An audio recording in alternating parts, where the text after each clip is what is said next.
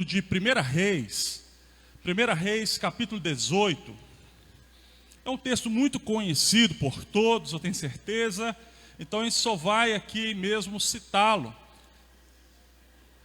1 Reis, capítulo 18, a partir do verso 30. 1 Reis 18, leremos do 30 ao 39. Quem encontrou, diga amém. Diz assim a palavra do Senhor: Então Elias disse a todo o povo: aproximem-se de mim. O povo aproximou-se e Elias reparou o altar do Senhor. Diga comigo, Elias reparou o altar do Senhor, que estava em ruínas.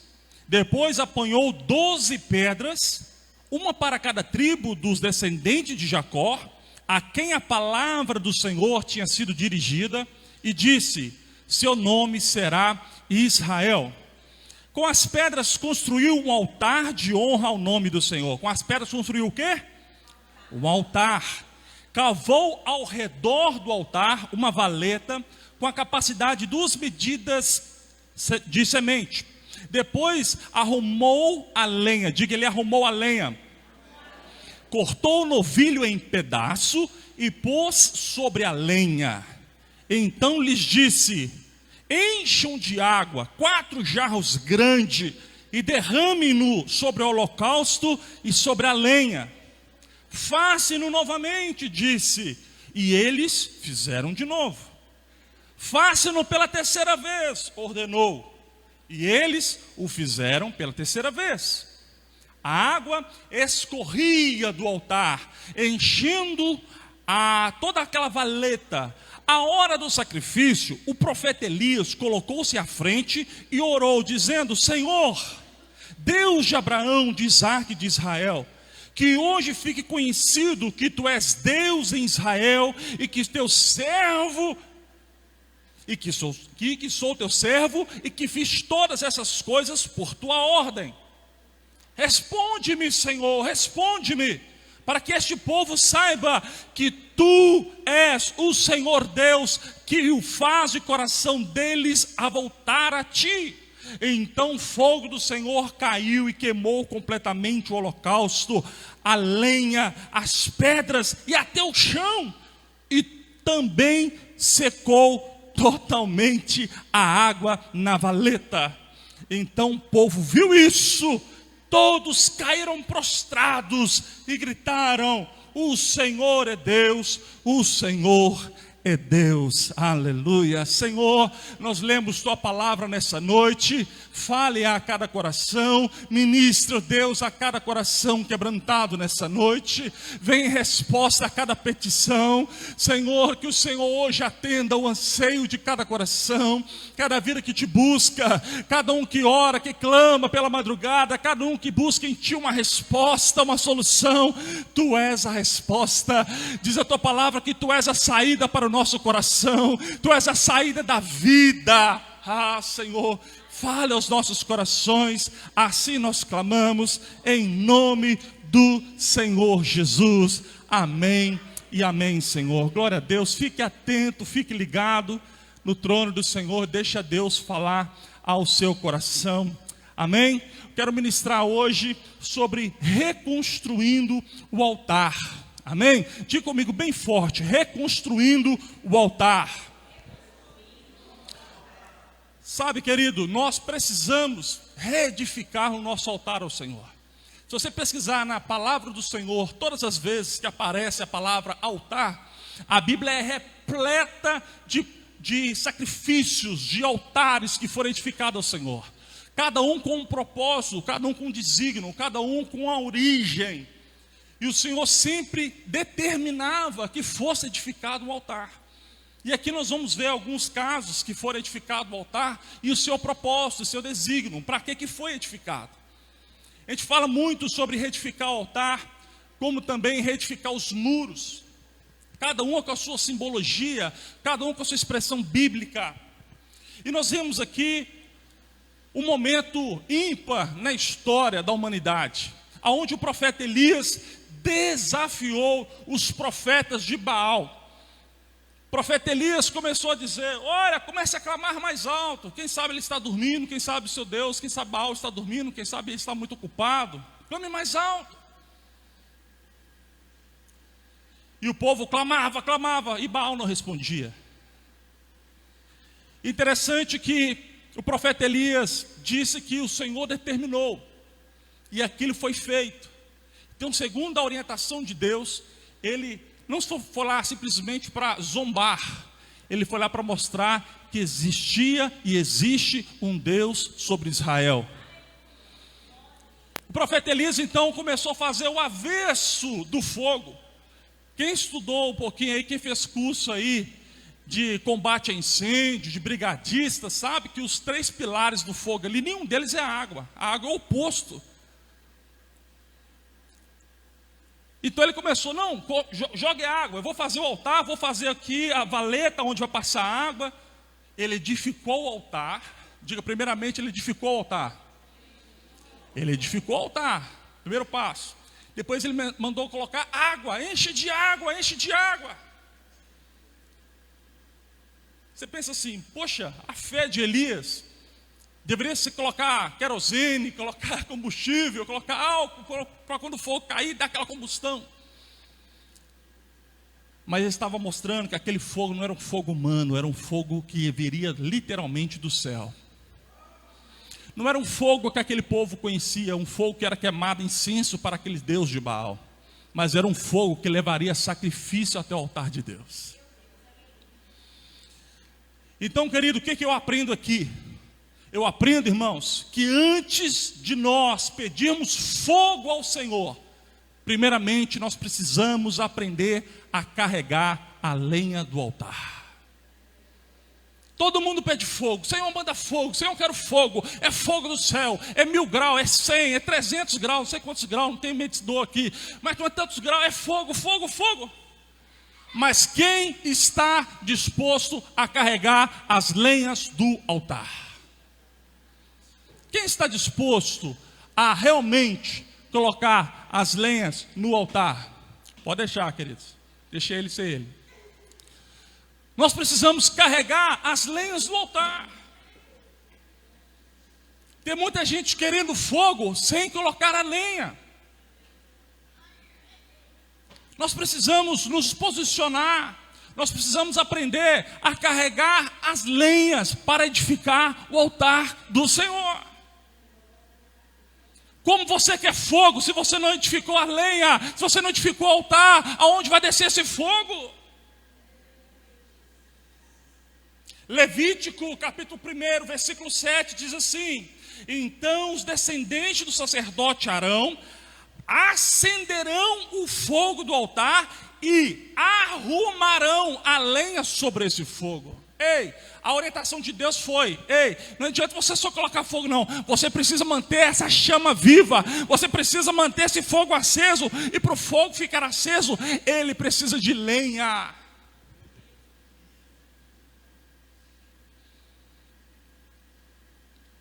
Muitos estão gritando por avivamento, mas poucos estão sujeitando ao trabalho de sustentar o altar. Aviva, Senhor, aviva, mas quem vai sustentar o altar? Quem está disposto a sustentar, a sujeitar-se para sustentar o altar? Aprenda uma coisa, escreva na tábua do seu coração: o céu não ouve barulho, o céu ouve entrega. O povo está gritando: Baal, Baal, grita mais alto, às vezes está surdo. Deus não é surdo, irmão. Tem gente que prega, pentecostal gosta muito de pregar, né? Quanto mais gritar, mais glória. Isso é chavão. Céu não ouve gritos, céu ouve o clamor que vem através da entrega.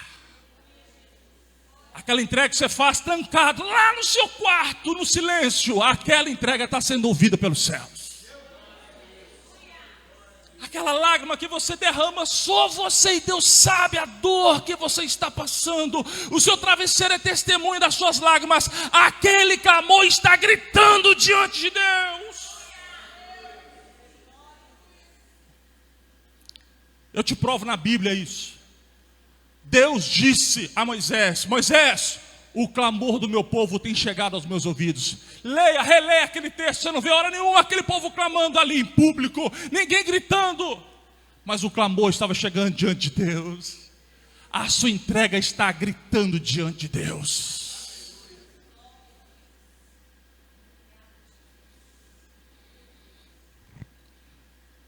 Gênesis 35, verso 1 diz assim: depois disse Deus a Jacó: levanta-te sobre Betel, lugar de adoração, e habite ali, faze ali um altar a Deus, que te apareceu quando fugiste diante da face de Esaú, teu irmão. Então disse a Jacó, a sua família e a todos que ali estavam: tirai os deuses estranhos que há no meio de vós, purificai-vos, mudai as vossas vestes. Levantamo-nos, subamo-nos a Betel, ali farão altar a Deus, porque Deus me respondeu no dia da minha angústia, e que foi comigo no caminho que tenho andado. Antes de ficar altar, ele deu 3 comandos: arranca os deuses. Deus não vai ouvir altares a deuses estranhos. Se sua casa está cheia de idolatria, como é que Deus vai habitar ali? Troca as suas vestes. Deus fala em vestimenta, porque vestimenta na Bíblia aponta para a identidade. Existia vestimento de arrependimento, vestimento de clamor, vestimento de júbilo, vestimento de descendência. O culto pode estar bonito, o louvor pode estar muito afinado, a pregação pode ser uma pregação expositiva, uma pregação criativa, mas se não tiver lenha, não tem fogo.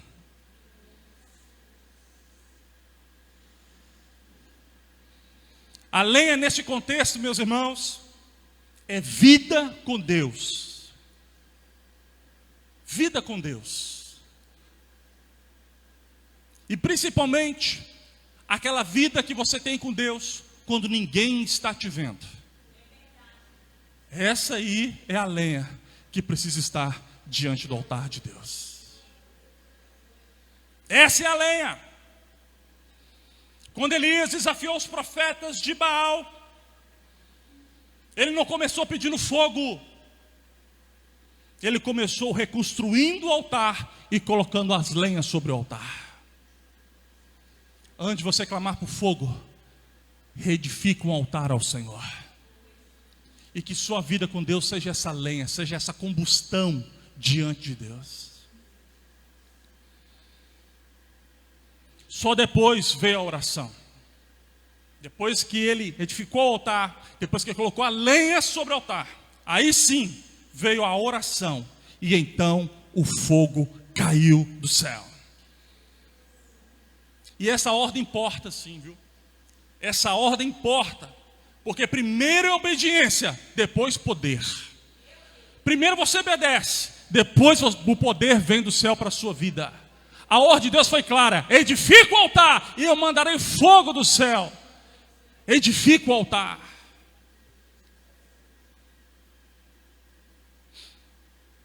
Não adianta subir no púlpito esperando glória, se nós não estivermos em secreto com Deus.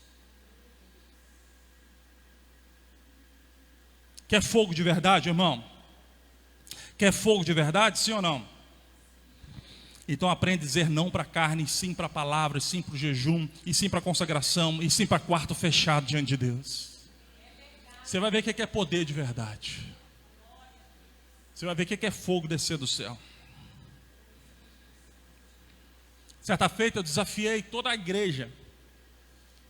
Nós estávamos pregando, orando e clamando e tal, e as vidas não vinham. O que está de errado na igreja que o povo não vem? E nós clamamos, e eu falei: gente, eu não quero pregar para crente não, gente. Pregar para crente é edificação e os perdidos. Então eu fiz uma pergunta para aquela igreja que eu faço hoje para vocês: para que você quer morar no céu? Você já se perguntou isso? Para que você quer morar no céu? Para que você quer passar a eternidade com Deus? Tem gente que quer ir para o céu por medo de ir para o inferno. E a sua concepção está errada. Você não tem que ir para o céu por medo de ir para o inferno. Tem outros que é aquele crente egoísta. Graças a Deus eu sou agraciado, eu estou salvo, graças a Deus, mais eu, porque eu quero é Deus e Deus para mim, eu. Quando você cai lá em Apocalipse, a Bíblia parece que sai uma mão assim, dá um soco na nossa cara. Parece que sai uma mão dentro da Bíblia, você faz um pum!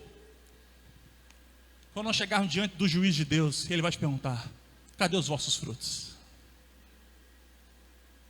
Ele não vai perguntar se você cantou no dó maior, dó menor, maior. Não. Quer saber? Nada. Ele vai querer saber: cadê os seus frutos? Onde estão os seus frutos? Nós não podemos chegar com mão vazia diante de Deus, queridos. Nós precisamos resgatar essas vidas que estão indo para o inferno, queridos. Tem gente cantando: vamos ganhar o mundo. Primeiramente, vamos ganhar nossa família, vamos ganhar nossos vizinhos, vamos ganhar nossos amigos, vamos ganhar nossos colegas de trabalho, vamos ganhar nossos colegas da faculdade. Para ganhar lá fora, primeiro vamos ganhar aqui dentro. O Fabriciano está com um índice altíssimo de violência mortal, índice altíssimo. Nós estamos perdendo nossa juventude para as drogas.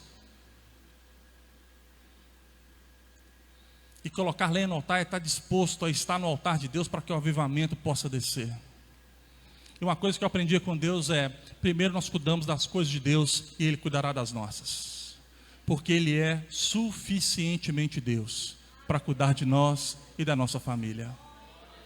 Aquilo que eu não posso fazer, Deus fará. Aquilo que você não pode fazer, Deus fará por você. Ele é suficientemente Deus. Sabe, queridos? Então eu disse para aqueles irmãos na igreja: vamos fazer o seguinte, vamos trancar aqui dentro, vamos ficar trancados aqui dentro, só oração, buscando mesmo. Tem corajoso? Tem. Ó, não vão ficar. Nós trancamos na igreja, sexta, sábado e domingo. Vocês não vão sair daqui não, vão ficar fedendo, não tem importância, vão ficar aqui orando, clamando, no jejum, no óleo, orando, buscando. Mas o fogo vai descer, que nós vamos resgatar esse altar aqui. Irmãos, e para a honra e glória do Senhor Jesus, quando foi domingo à noite, na hora do culto, aquelas pessoas que já tínhamos convidado muitas vezes e nunca vinha, começou a chegar. E os irmãos caíram do poder lá na porta da igreja. O povo já estava caindo já no poder. Tanta unção, estava tátil. Você conseguia tocar, você conseguia sentir a presença de Deus. Então ali, nós aprendemos na prática que antes do fogo vir, temos que reedificar o altar.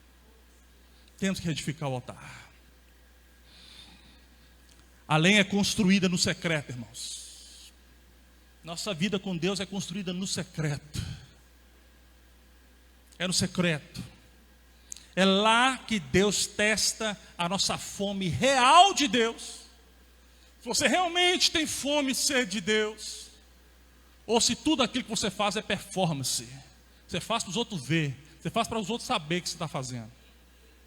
Igual crente fariseu, gosta de orar na praça pública, gosta de chegar na praça, faz questão de chegar no lugar público e falar: graça e paz, varão valoroso, homem de Deus e tal. Fariseu, como nós estávamos conversando aqui hoje com um varãozinho aqui, que é de outra igreja, veio para nós, que ele sentiu na pele aqui, que eu já senti muitas vezes. Às vezes eu estou de bermuda, pessoa, colega de ministério, nem me cumprimenta capaz, Senhor, vira o rosto e é para o outro lado. Mas como me vê aqui, pastor, graça e paz, por causa da vestimenta. Varão, você acha que isso aqui salva? Isso não quer dizer nada. O importante é a sua vestimenta espiritual. Como é que está diante de Deus suas vestes espirituais? As vestes de louvor, as vestes de adoração.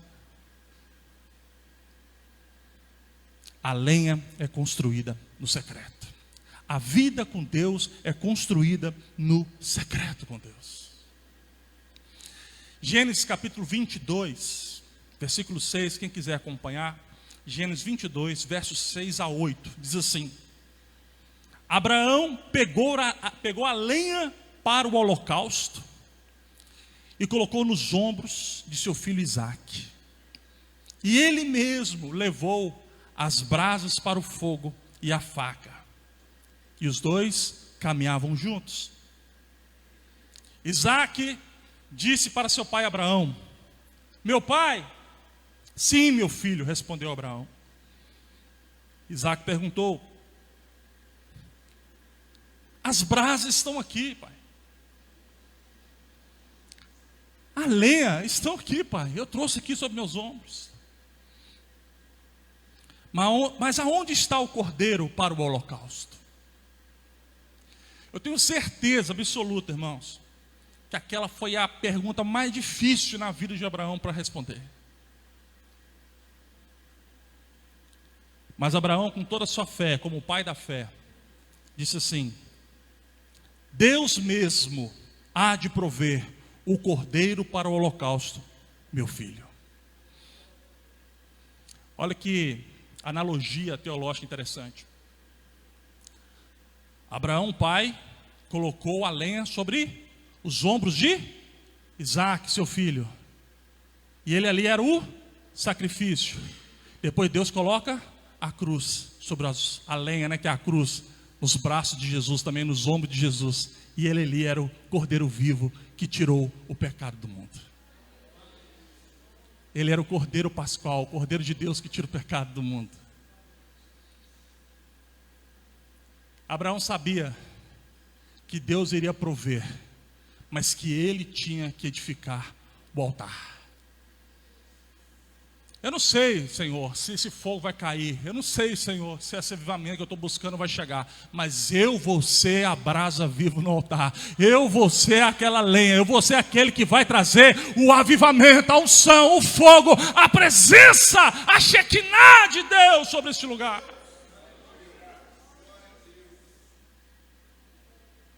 E uma coisa também que eu aprendo muito profundo aqui: a lenha, ou a brasa ali, ela não pode ficar distante. Porque se ela ficar distante, pastor Marcos, o fogo dissipa, o fogo apaga.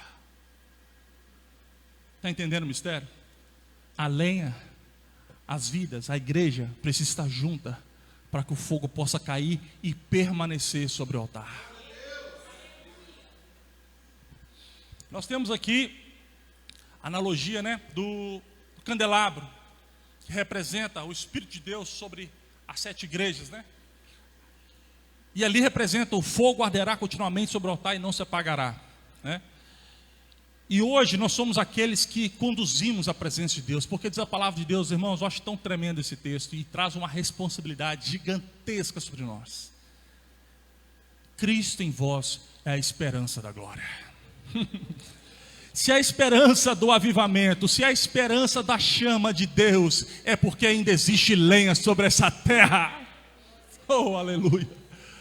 Você olha em redor, você olha: meu Deus, esse Brasil, tem misericórdia da nossa nação, Senhor. Mas Deus também está olhando do céu e está sabendo: aí tem meus filhos, aí tem a lenha que vai se juntar e o avivamento vai chegar. Aleluia. A lenha é vida com Deus. É vida com Deus. Não existe fogo no altar sem sacrifício sobre eles, irmãos. Abraão sabia que ele ia edificar o altar, mas que a chama iria chegar. Elias edificou o altar, sabendo que o fogo iria descer sobre o altar. Jacó, quando edifica, ou Israel, quando edifica o altar lá em Betel, ele sabia: o fogo vai chegar, o avivamento vai chegar, o sacrifício vai chegar. Nossa parte é conduzir, nossa parte é edificar, nossa parte é preparar o local, é preparar o altar, preparar, edificar aquele altar. Aleluia. Você sabia, eu já ministrei aqui algumas vezes sobre as 12 portas de Jerusalém. Cada uma aponta para uma situação, para uma coisa. E quando você estuda a fundo, você vai ver como aquilo ali é tremendo, inclusive na questão hermenêutica, na questão também da escatologia, melhor dizendo. Porque cada porta aponta para uma coisa. Cada porta ali, tem a porta dos peixes, a porta das ovelhas, né? A porta das águas, né? E tem a porta de bronze, onde Jesus ainda vai passar sobre ela para cumprir-se aquela profecia, né? Então, E você sabia que existia a porta do fogo? Só que essa porta, olha que interessante, aquela porta era para que as pessoas de Jerusalém levassem seus lixos para queimar. Não podia queimar lixo em casa, tinha que levar lá para aquela porta para poder queimar ali. E olha que interessante, isso fala para nós de purificação. Esvaziar de nós, assim como era colocado sobre a ovelha, né? Todos os seus pecados, todo o seu jugo, você jogava sobre aquele cordeiro ia diante do altar te representar. Representava isso, você tirar para fora todo aquele lixo, toda aquela imundície. E ali não poderia pegar daquele fogo para edificar, para acender ali para o holocausto ao Senhor. Mas era necessário para que a pessoa pudesse se esvaziar dos seus pecados, se consagrar, preparar ao Senhor, santificar ao Senhor para edificar aquele altar. E ali eu aprendo que quando existe o altar, quando existe ali, eu preciso entender, espera aí, como é que vai descer fogo se não tem um sacrifício? Se não existe sacrifício. Elias falou, prepara o altar, vamos preparar o altar, prepara o altar, agora faz isso, aquilo outro. Agora pega o novilho, corta em pedaços. Porque o fogo aí precisa ter sacrifício. O que isso fala para nós? Edificarmos o altar. Hoje nós já temos o sacrifício vivo, que é o Cordeiro de Deus, que é Jesus. E hoje, o que nós precisamos fazer é sacrificar a nossa vida contra o pecado, contra a imundícia, para que nós possamos então ali, a partir desse momento, termos uma vida com Deus. A palavra é consagração, você vai consagrar suas ações. A palavra é santificação, porque significa separado, separado ao Senhor, dedicado ao Senhor. Você está consagrando, você está santificando. Então não existe fogo no altar sem sacrifício sobre ele. Ninguém, escute isso, e ninguém sacrifica aquilo que ainda não decidiu entregar. Nós cantamos aqui, mas às vezes não é verdade sobre as nossas vidas no dia a dia. Como é que você está falando, vai sacrificar ao Senhor a sua vida, como nós cantamos aqui, se você não decidiu ainda entregar? Ah, Senhor, consagra a minha vida, mas você tem certeza disso que você está orando? Consagrar a sua vida, você está disposto mesmo? Porque consagração é sacrifício. Sacrifício. Ah, Senhor, eu sacrifico isso, Senhor. Irmãos, guarde isso. Ninguém sacrifica aquilo que ainda não decidiu entregar. Até a sua oferta, deve ser consagrada ao Senhor. Até a sua oferta. Porque se você não decide entregar, é porque você ainda não decidiu sacrificar. E você quer fogo, você quer glória, você quer avivamento, você quer prosperidade, você quer bênção, mas você não decidiu sacrificar. Quem está entendendo, diga amém. Então, queridos, Provérbios 26, versículo 20, parte A, diz assim: sem lenha a fogueira se apaga. Sem lenha a fogueira se apaga. Irmão, lenha é vida com Deus. Quer vida de Deus, quer a chama de Deus, quer a presença, a Shekinah de Deus, a glória de Deus. Certa feita, Moisés, lá no Monte Horebe, ele estava orando ao Senhor, clamando ao Senhor, tendo um encontro com Deus. Sabe como que Deus apareceu por ele? Uma sarça ardente, ou seja, uma chama de fogo. E queimava.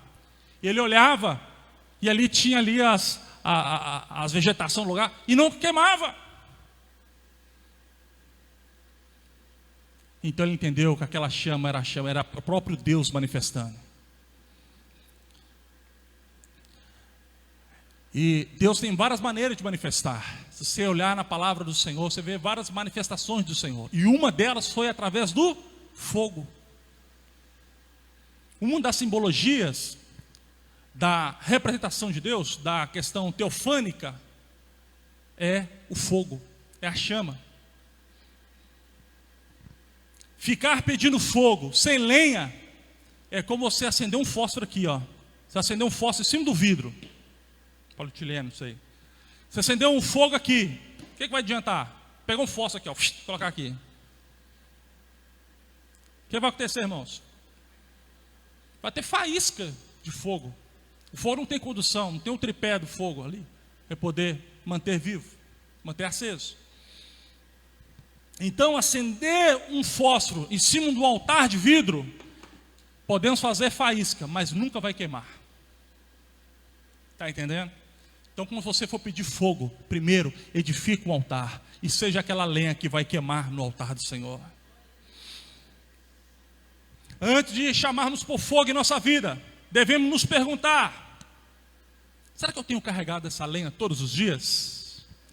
Será que eu tenho feito como Isaac, levar essas lenhas para o altar? Será que realmente eu estou edificando o altar para pedir esse fogo sobre a minha vida, para pedir essa glória sobre a minha vida, para pedir essa presença de Deus sobre a minha vida? Será que nós temos vivido aquilo que nós anunciamos, aquilo que nós pregamos? Ou aquilo que você prega só serve para os outros, não serve para você? Uma das coisas que eu sempre aprendi na minha vida e sempre digo, eu tenho tanto temor a Deus, mas tanto temor de Deus, que eu falo assim: se Deus falou é porque Ele está falando, se não falou também não. Mas eu falo sempre o seguinte: a pregação que eu sempre ministro, primeiramente ela é para mim, depois para os outros. Se não servir para mim, não serve para você. Primeiramente você tem que falar comigo, tem que mexer comigo, mexer nas minhas entranhas, para depois servir para você. Então, quando eu estou falando vocês, eu estou me incluindo aqui, nós enquanto igreja. Será que nós temos carregado essas lenhas? Será que nós realmente temos vivido aquilo que nós temos pregado?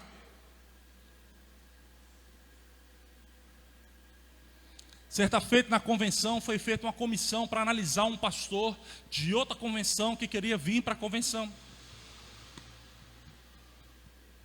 E aí foi feita uma comissão. Como é que funciona essa comissão na convenção? É feita uma comissão de pastores que vai analisar a vida daquele pastor.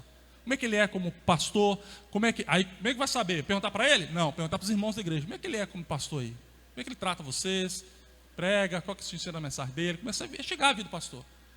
Quer saber dele como homem? Pergunta na casa dele, para a mulher dele, para os filhos dele, para os vizinhos. E começou a levantar a vida que é pastor. E quando chegou o dia daquele pastor ter a resposta, ele tomou um não de todo tamanho. E a convenção falou assim: desce aquela placa lá da sua igreja, você não pode fazer parte da convenção. Ah, porque eu sou um pregador, os irmãos gostam de mim. Mas você é um vizinho violento, você é um marido, um pai agressivo, você é isso, aquilo outro. Ficou com uma cara desse tamanho.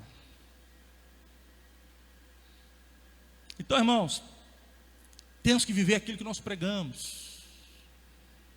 Eu não esqueço de uma certa feita, é triste dizer isso, eu não falo isso com alegria não, tá?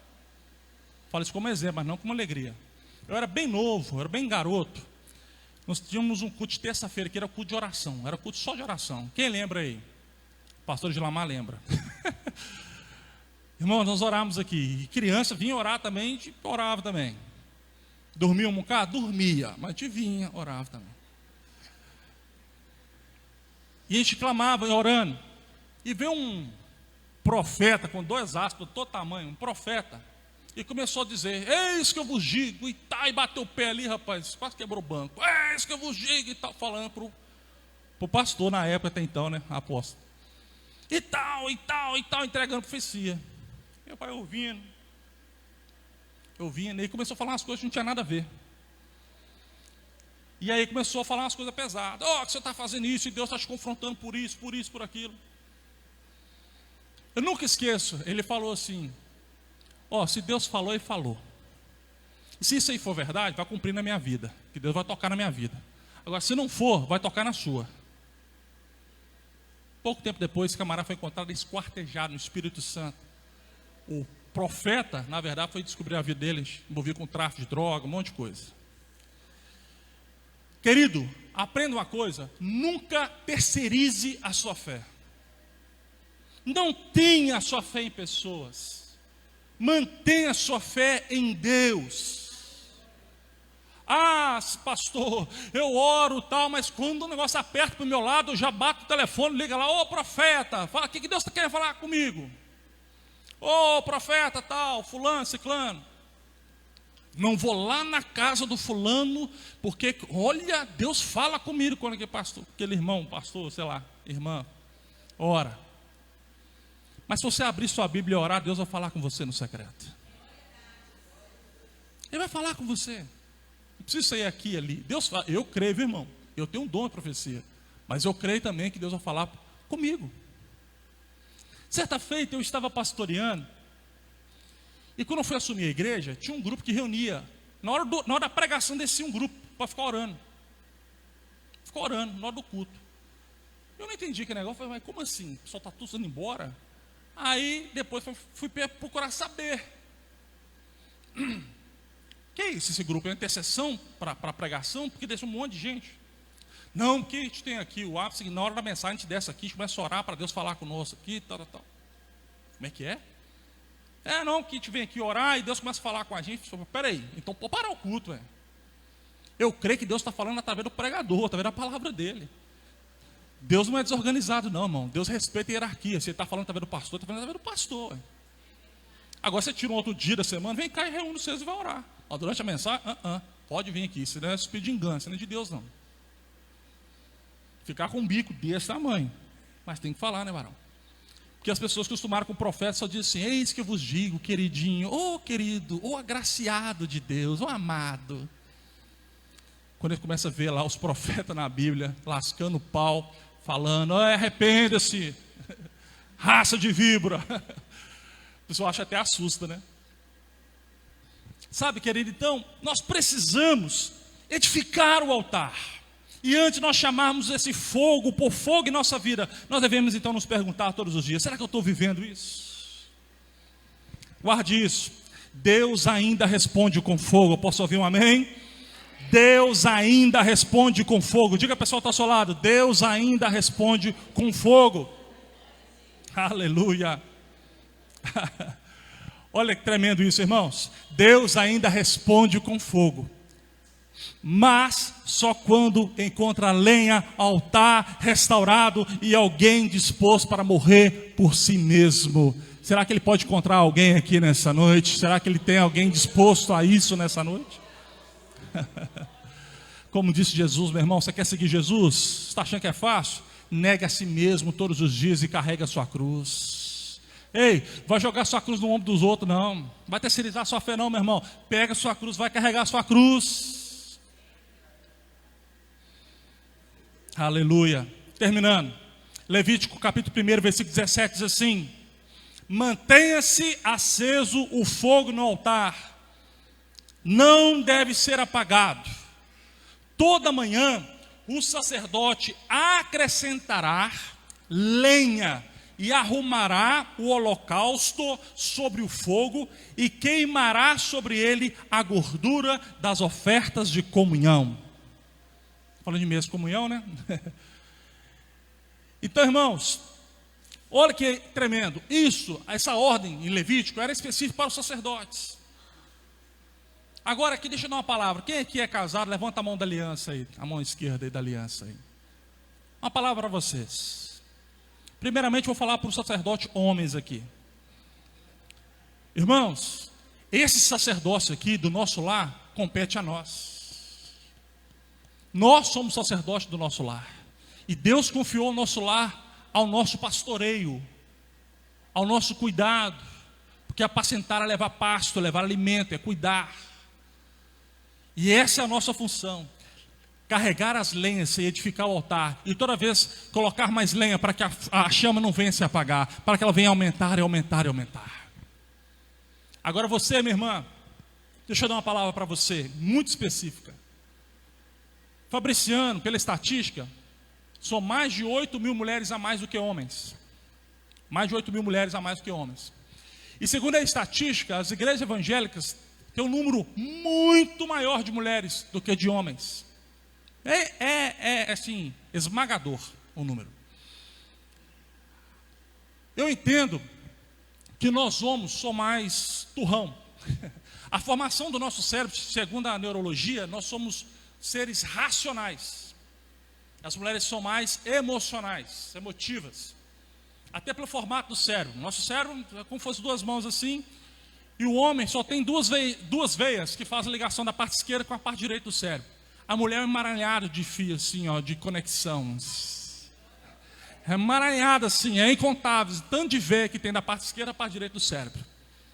Isso é bom ou ruim? Deus fez assim. Deus fez assim. Mas é comprovado cientificamente dentro da neurologia que a mulher, ela é aquela pessoa mais emotiva. A pessoa fala assim, a mulher tem um sexto sentido. Às vezes sim, porque ela percebe coisas que o homem não percebe, no olhar. Percebe, isso aí sim, percebe mesmo. Eu não sou meio bobão mesmo. Nossa coisa é mais força, né? Trabalho. Mas isso foi desde o Éden, irmão. Então, se você tiver de brigar, briga lá depois com Adão, com Eva, né?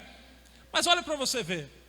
Você, mulher, você que muitas vezes você vem e você não tem o privilégio de ter o seu marido aqui com você, presente com você, saiba que você vai ser aquela pessoa que Deus vai usar para transformar a sua família. Que eu já profetizo em nome de Jesus que você e sua casa servirá ao Senhor, seu marido, filho, sobrinho, né? Toda a sua família servirá ao Senhor em nome de Jesus. Eu poderia citar muitos exemplos aqui, mas nosso tempo não deixa. Vou citar um só.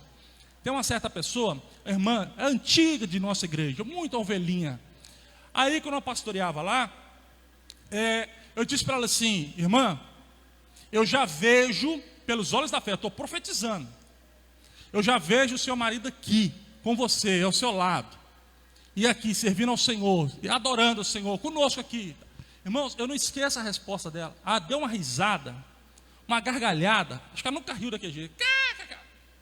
Ô, pastor, você tem fé demais. Tem muitos anos que eu oro, pastor, que ele não vem não. Aquele é coração duro, pastor. Que ele acha que Deus tem que levar ele, pastor. E aquilo ali, eu achei como fosse... Eu lembrei na hora de Sarai, rindo da promessa. Eu falei assim, mas você não está entendendo, eu já estou vendo. Lembra que eu falei agora há pouco, que a gente estava orando na igreja para as pessoas virem? Sabe quem que veio? O marido dela. Nunca tinha pisado lá, rapaz. Acho que nem para buscar, ela entrava lá dentro. Lá na porta mesmo, saía com ela. Isso aconteceu, irmão? Jesus salvou o marido dela. E de queda, o filho que vivia no mundo das drogas veio junto e serviu ao Senhor, toda a família. E eu olhava do altar e falava assim, e agora? Você vai rir, irmã? Ri agora, irmã. Ri, uai. Amém, irmãos? Então eu estou profetizando a vida das irmãs. Você é essa pessoa que Deus vai usar para ganhar a sua família. Ah, pastor, mas só tem eu lá em casa que sirva o Senhor. Graças a Deus que tem você, irmã. Deixa eu te falar, a minha esposa, ela e o irmãozinho dela, quando eles eram criança, né? Só os dois eram crentes. Os pais eram católico, apostólico, romano. E através dos dois, o pai trouxe o pai e a mãe. O pai dele foi até pastor. Através deles. Ah, sou filho, pastor, e só tem eu. Graças a Deus que tem você, uma porta do céu na sua casa. Aleluia. Aleluia. Glória a Deus. Terminando. Então, fogo sem lenha é apenas espetáculo. Mas fogo com lenha é transformação. Aleluia.